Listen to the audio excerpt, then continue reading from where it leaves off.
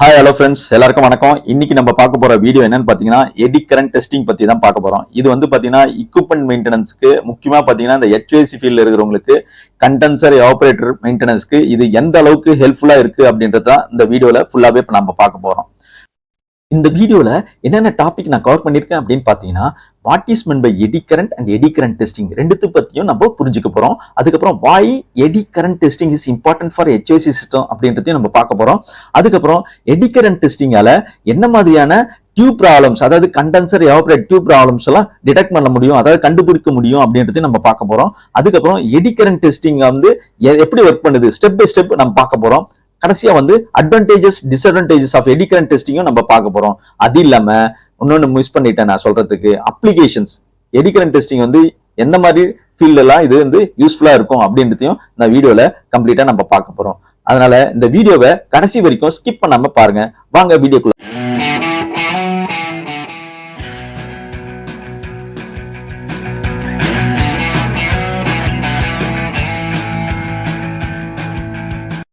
First நம்ம தெரிஞ்சுக்க போறது what is meant by eddy current. Eddy கரண்ட்னா என்ன? When a conductor is placed in the changing magnetic field, the induced current in the conductor is termed as eddy current. ஒரு magnetic field வந்து change ஆகினே இருக்குன்னு வச்சுங்க, அந்த இடத்துல ஒரு கண்டக்டரை நீங்க பிளேஸ் பண்ணீங்கன்னா ஒரு இன்டியூஸ்ட் கரண்ட் உண்டாகும். எதுல? அந்த கண்டக்டர்ல. அதுதான் வந்து எடி கரண்ட். ஓகேங்களா? டெஃபினிஷன் எப்படி கொடுத்திருக்காங்க அப்படின்றத பார்க்கலாம். Eddy currents are loops of electrical current induced within the conductor by a changing magnetic field in the conductor according to Faraday's law of induction. Eddy currents flow in closed loop within conductor in planes perpendicular to the magnetic field. புரிஞ்சிருக்கும்னு நினைக்கிறேன். இந்த டயக்ராமையும் நீங்க பாருங்க, புரிஞ்சிருக்கும். அதாவது ஒரு coil இருக்கு, அதுக்கு ஏசி சப்ளை கொடுக்குறீங்க, அந்த ஏசி சப்ளை வந்து கண்டினியூஸா சேஞ்ச் ஆகினே இருக்கு. அப்போ ஒரு மேக்னெட்டிக் ஃபீல்டு உண்டாகுது. அங்க நீங்க வந்து ஒரு கண்டக்டர் பிளேஸ் பண்ணும்போது எடி கரண்ட் உண்டாகும். அந்த இன்டியூஸ் ஆகி உண்டாகிறது தான் அந்த எடி கரண்ட் அப்படின்றத நீங்க புரிஞ்சுக்கலாம். அந்த டயக்ராம் பார்த்தா ஓரளவுக்கு புரியும் உங்களுக்கு. ஓகேங்களா?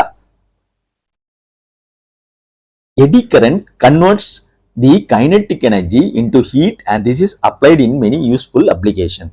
எடி கரண்ட் என்ன பண்ணுது? இந்த கைனடிக் எனர்ஜி வந்து ஹீட் எனர்ஜியை கன்வெர்ட் பண்ணுது. இது வந்து நிறைய அப்ளிகேஷனுக்கு வந்து யூஸ் பண்றாங்க அப்படின்றத நீங்க புரிஞ்சுக்கணும். ஓகேங்களா? In this process there is a loss occur in the system. To reduce this we need to increase the core resistance and there is more losses in eddy current where there is more frequency. ஓகேங்களா? இந்த ப்ராசஸ்ல பாத்தீங்கன்னா loss வந்து அதிகமா occur ஆகும். அதை குறைக்கணும்னா core resistance வந்து increase பண்ணணும் அப்படின்றது சொல்றாங்க.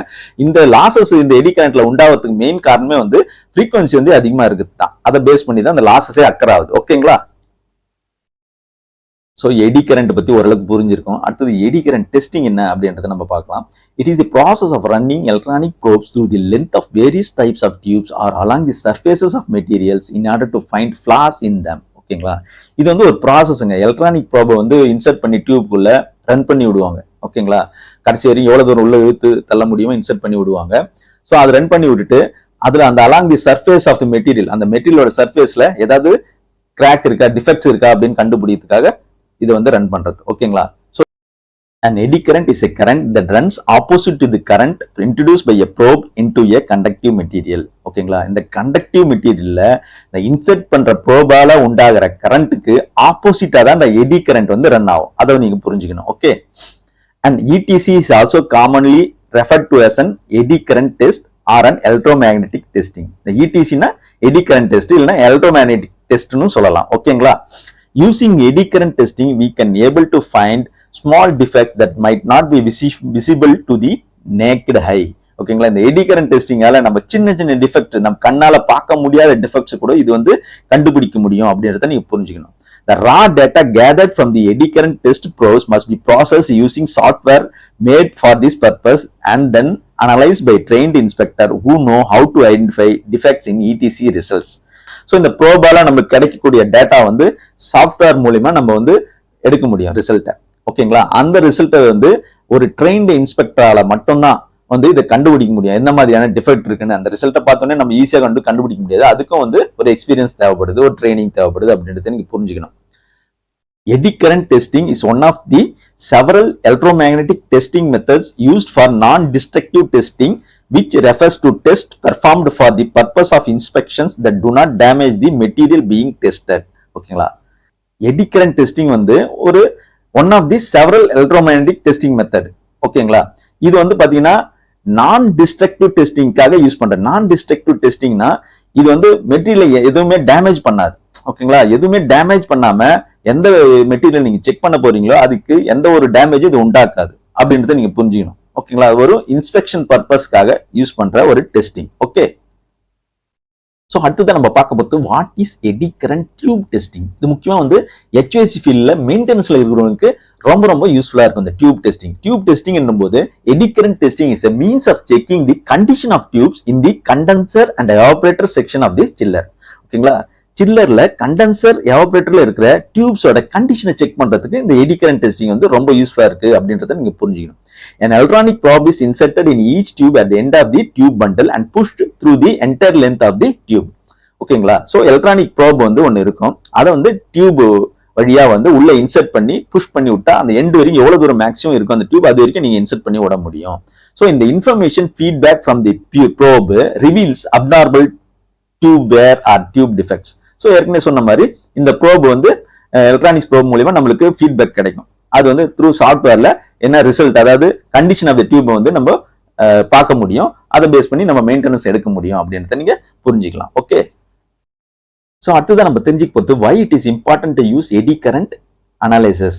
ஓகேங்களா, இந்த எடி கரண்ட் அனாலிசிஸ் ஏன் அந்த அளவுக்கு இம்பார்ட்டன்ட், முக்கியமா இந்த HVAC ஃபீல்ட்ல இருக்கிறவங்களுக்கு ஏன் அந்த அளவுக்கு இம்பார்ட்டன்ட் சில்லர்ல அப்படின்றத நீங்க தெரிஞ்சுக்கணும். சில்லர்ல பாத்தீங்கன்னா when a tube fails in a chiller, water enters the refrigerant side of the chiller. ஓகேங்களா, சப்போஸ் டியூப் ஏதாவது ஃபெயிலியர் ஆகுதுன்னு வச்சுங்களேன், வாட்டர் என்ன ஆகும், ரெஃப்ரிஜரண்ட்ல போய் மிக்ஸ் ஆயிடும். So water mixes with the refrigerant and forms an acid which attacks the internal metal surface of the machine.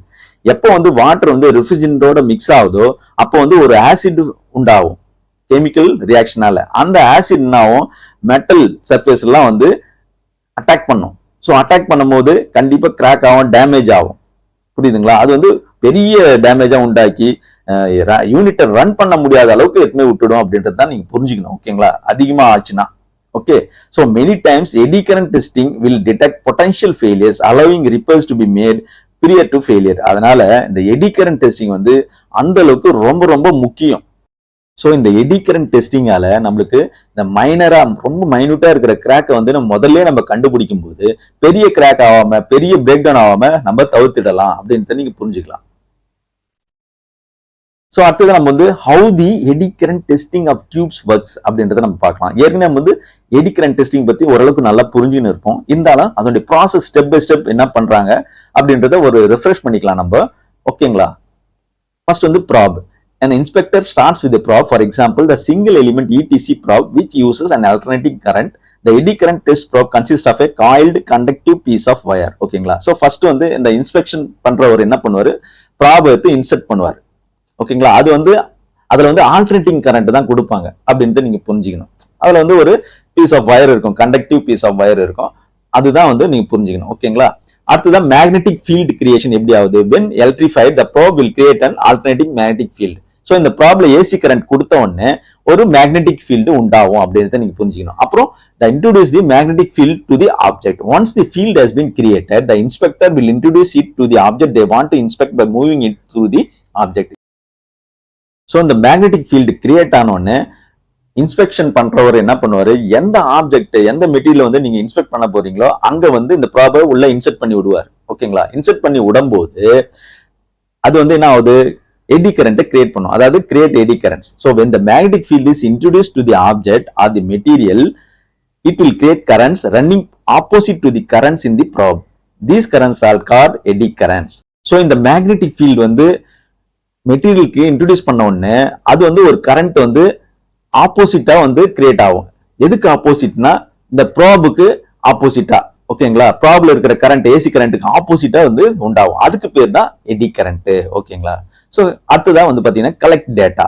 Any defects presence in the material will cause a change in these eddy currents and inspectors collect this data after introducing the probe through the their eddy current testing of tubes. ஓகேங்களா, so நார்மலா இருக்கும்போது eddy current வந்து எந்த அப்நார்மலிட்டியும் காமிக்காது. ஓகேங்களா, suppose ஏதாவது defects இருந்ததுன்னா அது வந்து அந்த வேரியேஷன் வந்து தெரிஞ்சிடும். அது ஃபீட்பேக் மூலியமா அந்த டேட்டா கலெக்ட் பண்ணிடுவாங்க. கலெக்ட் பண்ணி இன்ஸ்பெக்டர்ஸ் வந்து அதுல ட்ரெயின் ஆன இன்ஸ்பெக்டர்ஸால மட்டும்தான் அது தெரிஞ்சுக்க முடியும் எந்த அளவுக்கு டிஃபெக்ட்ஸ் இருக்கு அப்படின்றது. ஓகேங்களா, அப்புறம் evaluate the data. After the data has been collected, it needs to be analyzed so that defects in the object can be identified. Note that the inspector who collects the data may not always be the same inspector who analyzes it, since these two activities require different kinds of training skills and certification. ஓகேங்களா? So சில டைம்ல வந்து data collect பண்ற அளவுக்கு தான் இந்த இன்ஸ்பெக்டர்ஸ்க்கு வந்து training இருக்கும். ரொம்ப வந்து எவாலுவேஷன் பண்ற அளவுக்கு எக்ஸ்பீரியன்ஸ் இருக்காது. ஸோ அதுக்கு ஒரு ஆள் அனுப்புவாங்க, டேட்டா கலெக்ட் பண்ணி கொடுத்துட்டா அதை வந்து எவாலுவேட் பண்றதுக்கு தனியான ஒரு டீம் இருக்கும். அவங்க வந்து எவாலுவேட் பண்ணி எந்த அளவுக்கு டிஃபெக்ட்ஸ் இருக்கு அப்படின்றது கண்டுபிடிப்பாங்க. ஸோ இதுதாங்க ஒரு ப்ராசஸ். நார்மலா எடி கரண்ட் டெஸ்டிங் ப்ராசஸ் இதுதான். இதை நீங்க புரிஞ்சுக்கணும். ஓகே, அடுத்ததா what type of tube problems are detected by eddy current testing. ஓகேங்களா, என்ன மாதிரியான டியூப் ப்ராப்ளம்ஸ்லாம் இந்த எடி கரண்ட் டெஸ்டிங்கால கண்டுபிடிக்க முடியும் அப்படின்னு பாத்தீங்கன்னா, tube wear due to erosion or improper water treatment. So tube வந்து சில டைம்ல வேர் ஆயிடும். வானட் ஆகும்போது அது எதனால ஆகும், எரோஷனால அப்படி கரையாகும், கொஞ்சமா அரிச்சு எடுத்துரும். எதனால, ப்ராப்பரான வாட்டர் ட்ரீட்மெண்ட் இல்லாம. அது வந்து ஈஸியா கண்டுபிடிக்க முடியும் ஸ்டார்டிங் ஸ்டேஜ்லயே. அப்புறம் வேற டியூப் சப்போர்ட்ஸ்ல, ஓகேங்களா, அப்புறம் ஸ்ட்ரெஸ் கரோஷன்ல, அப்புறம் டியூப் பிட்டிங் ஆயிருந்தா அது கண்டுபிடிக்க முடியும். அப்புறம் damage due to tube freeze ஆனா கூட கண்டுபிடிக்க முடியும் அப்படின்றத நீங்க புரிஞ்சுக்கணும். அடுத்தது பாத்தீங்கன்னா, how often should tubes be tested. ஓகேங்களா, இந்த டியூப்ஸ் வந்து எத்தனை வருஷத்துக்கு ஒரு முறை இல்ல எவ்வளவு நாளைக்கு அப்புறம் வந்து இது வந்து டெஸ்ட் பண்ணணும் அப்படின்னு பாத்தீங்கன்னா, as a general rule most manufacturers recommend the testing be done at 3 years intervals. So 3 வருஷத்துக்கு ஒரு முறை இதை செக் பண்ணிக்கினே இருந்தா நல்லது அப்படின்றது மேனுஃபேக்சரர் மோஸ்டா இது வந்து சொல்றாங்க ஜெனரல் ரூலா. ஓகேங்களா, ஆஃப்டர் தி டெஸ்ட், அதாவது first test has been made, a realistic testing schedule can be made, scheduling future test. ஓகேங்களா, ஒரு ஃபர்ஸ்ட் டெஸ்ட் பண்ண உடனே அதுக்கப்புறம் எத்தனை நாளைக்கு ஒரு முறை பண்ணணும்ன்றத நம்ம ஷெட்யூல் போட்டுக்கணும். ஓகேங்களா, ஸோ அடுத்தது நம்ம பார்க்க போகிறது advantages of eddy current testing. இதில் என்னென்ன அட்வான்டேஜஸ் இருக்கு அப்படின்னு பார்த்தீங்கன்னா, able to detect surface and near surface cracks as small as 0.5 mm. ஓகேங்களா, ஸோ அந்த சர்ஃபேஸ் கிராக் 0.5 mm இருந்தா கூட இது வந்து கண்டுபிடிக்க முடியும். ஓகேங்களா, அப்புறம் able to detect defect through several layers including non conductive surface coatings without interference from planar defects. ஓகேங்களா, நிறைய லேயர் இருக்கு இருந்தா கூட இது வந்து அந்த டிஃபெக்ட்ஸை கண்டுபிடிக்க முடியும். நான் கண்டக்டிவ் சர்ஃபேஸ் கோட்டிங் இருக்கிற பட்சத்தில் கூட அப்படின்றத நீங்க புரிஞ்சுக்கணும். அப்புறம் நான் contact method making it possible to inspect high temperature surface and under water surfaces. ஓகேங்களா, ஸோ இது வந்து நம்ம கை தொட்டு பண்ண போறதில்ல, அதனால ஹை டெம்பரேச்சர் இருக்கிற ஏரியால கூட இது இன்ஸ்பெக்ட் பண்ண முடியும். ஓகேங்களா, அண்டர் வாட்டர் சர்ஃபேஸ்ல கூட இது வந்து செக் பண்ண முடியும். ஓகே, அப்புறம் effective on test objects with physically complex geometrics. ஓகேங்களா, அதுக்கப்புறம் ப்ரொவைட்ஸ் வந்து இமிடியட் ஃபீட்பேக். அது டெஸ்ட் பண்ணா உடனே ஃபீட்பேக் நமக்கு கிடைச்சிடும். எந்த அளவுக்கு வந்து இது வந்து பிரச்சனை இருக்கு, எந்த அளவுக்கு டிஃபெக்ட் இருக்குன்றது நம்ம இமீடியட்டா கண்டுபிடிக்க முடியும் ஓரளவுக்கு. ஓகே, அப்புறம் போர்ட்டபிள் அண்ட் லைட் எக்யூப்மெண்ட். இது வந்து ரொம்ப ஹெவியான ஒரு எக்யூப்மெண்ட் இல்லை, இது டெஸ்டிங் எக்யூப்மெண்ட் ஒரு ஈஸியா எடுத்துன்னு போகக்கூடிய ஒரு லைட்டான எக்யூப்மெண்ட் அப்படின்றத நீங்க புரிஞ்சுக்கணும். அதுக்கப்புறம் quick preparation time, surfaces require little pre cleaning and couplant is not required. ஓகேங்களா, ஸோ இது வந்து ஈஸியா டெஸ்ட் பண்றதுக்கு முன்னாடி சர்ஃபேஸை ஓரளவு சும்மா கிளீன் பண்ணா போதும், டக்குன்னு பண்ணி முடிச்சு. ப்ரிப்பரேஷன் டைம் வந்து ரொம்ப கம்மி அப்படின்றத நீங்க புரிஞ்சுக்கணும். அப்புறம் able to be measure electrical conductivity of test objects. ஓகேங்களா, can be automated for inspecting uniform parts such as wheels, boiler tubes or aero engine discs. Okay, so இதுலயும் கொஞ்சம் டிஸ்அட்வான்டேஜஸும் இருக்கு. ஓகேங்களா, பாத்தீங்கன்னா more leakage of flux occurs in it. நிறைய flux leakage இதில் occur ஆகும், அதனால ஹீட் லாஸும் வந்து அதிகமா இருக்கும். ஓகே, அப்புறம் complex designs are not inspected with accurately. ரொம்ப காம்ப்ளெக்ஸா இருக்கிற டிசைன்ல மட்டும் கொஞ்சம் அக்யூரசி இருக்காது அப்படின்றத நீங்க புரிஞ்சுக்கணும். அதுக்கப்புறம் can only be used on conductive materials. Conductive material இருக்கிற இடத்துல மட்டும்தான் இந்த எடி கரண்ட் டெஸ்டிங்கை யூஸ் பண்ண முடியும். ஓகே, அப்புறம் depth of penetration is variable. பெனிட்ரேஷனோட டெப்த் வந்து கொஞ்சம் வேரியபிளா இருக்கும். ஓகே, ஒரே மாதிரி இருக்காது அப்படின்றத புரிஞ்சுக்கணும். அப்புறம் careful signal interpretation is required to differentiate between relevant and நான் ரிலவெண்ட் இண்டிகேஷன்ஸ். ஸோ இதை வந்து அனலைஸ் பண்ணி கண்டுபிடிக்கிறதுக்கு ஒரு நல்ல ஒரு ட்ரெயின்டு பர்சன் தேவை அப்படின்றத நீங்க புரிஞ்சுக்கணும். ஓகே, ஸோ அடுத்தது நம்ம வந்து அப்ளிகேஷன்ஸ் பார்க்கலாம். அதாவது எங்கெல்லாம் இது யூஸ் ஆகுது, எதுக்கெல்லாம் யூஸ் ஆகுது அப்படின்றது. Inspection of parts or components includes as below. So ஒரு பார்ட்ஸ் இல்ல காம்பனன்ட்ஸ் வந்து இன்ஸ்பெக்ஷன் பண்றதுக்கு இது யூஸ் ஆகுது. எந்த மாதிரியான பார்ட்ஸ் காம்பனன்ட்ஸ் அப்படின்னு பாத்தீங்கன்னா, வெல்டட் ஜாயின்ட்ஸ், அப்புறம் ports of in service tubes, அப்புறம் போர்ஸ் ஆஃப் போல்ட் ஹோல்ஸ், அப்புறம் metal tubes, friction stir welds, gas turbine blades, nozzle welds in nuclear reactors, அப்புறம் ஹரிக்கேன் ப்ராப்பலர் ஹப்ஸ்ல, அப்புறம் கேஸ்ட் அண்ட் பிரிட்ஜஸ்ல, அப்புறம் கேஸ் டர்பைன் பிளேட்ஸ்ல, இது மாதிரி இடத்துலலாம் இது வந்து செக் பண்ண முடியும். ஓகே, அப்புறம் டிடெக்ஷன் ஆஃப் டிஃபெக்ட்ஸ் இன்க்ளூடிங் என்ன மாதிரியான டிஃபெக்ட்ஸ் வந்து இது வந்து கண்டுபிடிக்க முடியும் அப்படின்றது பாத்தீங்கன்னா சர்ஃபேஸ் பிரேக்கிங் டிஃபெக்ட்ஸ். ஓகேங்களா, சர்ஃபேஸ் வந்து ஏதாவது பிரேக் ஆகிற மாதிரி இருக்கிற டிஃபெக்ட்ஸ் அது கண்டுபிடிக்க முடியும். அப்புறம் லீனியர் டிஃபெக்ட்ஸ் 0.5 mm டீப்பு 5 mm லாங் அந்த அளவுக்கு கம்மியா இருந்தா கூட இது கண்டுபிடிக்க முடியும் அப்படின்றத நீங்க புரிஞ்சுக்கணும். அப்புறம் கிராக்கு, அப்புறம் லேக் ஆஃப் ஃபியூஷன், அப்புறம் ஜெனரலைஸ் கரோஷன் ஏதாவது இருந்தா கூட இது கண்டுபிடிக்கும். முக்கியமா பாத்தீங்கன்னா இந்த பர்டிகுலர்லி ஏர்கிராஃப்ட் இண்டஸ்ட்ரியில வந்து ஏர்கிராஃப்ட் ஸ்கின்ஸ் அதை எக்ஸாமின் பண்றதுக்கு, இன்ஸ்பெக்ஷன் பண்றதுக்கு இது யூஸ் ஆகுது அப்படின்றத நீங்க புரிஞ்சுக்கணும். ஓகேங்களா, ஸோ அவ்வளவுதாங்க இந்த வீடியோ. இந்த வீடியோ உங்களுக்கு பிடிச்சிருந்ததுன்னா, யூஸ்ஃபுல்லா இருந்ததுன்னா லைக் பண்ணுங்க, சப்ஸ்கிரைப் பண்ணுங்க, ஃப்ரெண்ட்ஸோடலாம் ஷேர் பண்ணுங்க, கூடவே பெல் நோட்டிபிகேஷன் தட்டி விட்டுருங்க. அப்பதான் நான் அடுத்தடுத்து போடுற வீடியோ உங்களுக்கு வந்து சேரும். நன்றி, வணக்கம்.